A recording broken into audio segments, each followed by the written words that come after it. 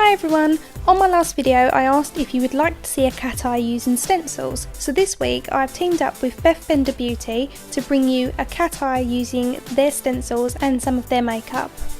So to start with, I'm going to be using this cranberry colour eyeshadow in this quad palette, and I'm going to be using one of their stencils as a guide for this eyeshadow. This will be particularly helpful for those of you with hooded eyes. So this is going to give me a nice dome shape for my eyeshadow. I'm holding the stencil firmly in place and I'm working the brush over the edges all across the mobile eyelid and down to the lash line. This is also great if you've got slightly uneven eyes and you struggle with symmetry. So as you can see, I'm layering that eyeshadow up a couple of times to build up some intensity. Once I'm happy, I can remove the stencil and I'm left with the dome shaped eyeshadow. Cleaning my bristles off onto a tissue, I'm then going in with the same brush and just softening the edge. If you've got hooded eyes, you may want to leave it in this shape. I want to create more of a wing. So using the bottom liner stencil, I'm applying that on the outer corner of my eye and I'm pulling the same colour eyeshadow from the stencil through the socket.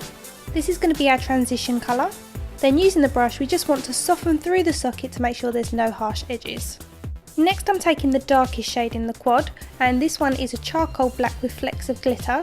And then the same as we did before, we're using the bottom liner on the outer corner of the eye, and then we're going to pull the colour from the edge of the stencil onto the mobile eyelid.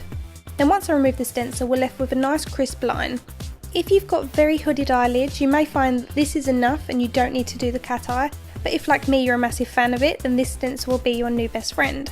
I'm popping my eyelashes through the stencil, and I'm lining the outer corner up with the nice crisp line that we've created with the previous eyeshadow.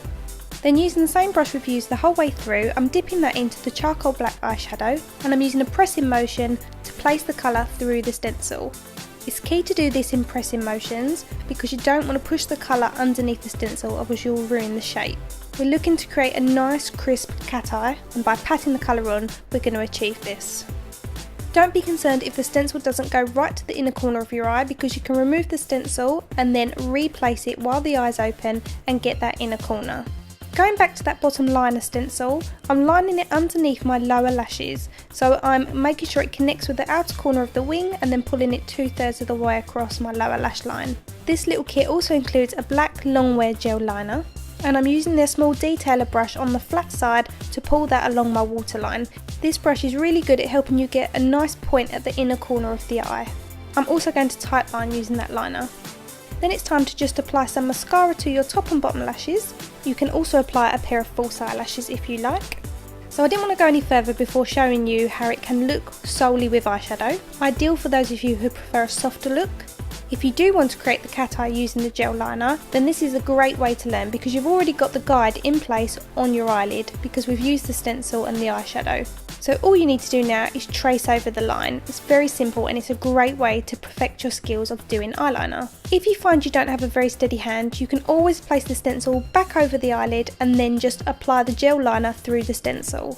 As I mentioned earlier, using stencils is a great way if you really struggle with symmetry or if your eyes are slightly uneven. I hope this has been helpful for you all. I will link all the products used in the description bar.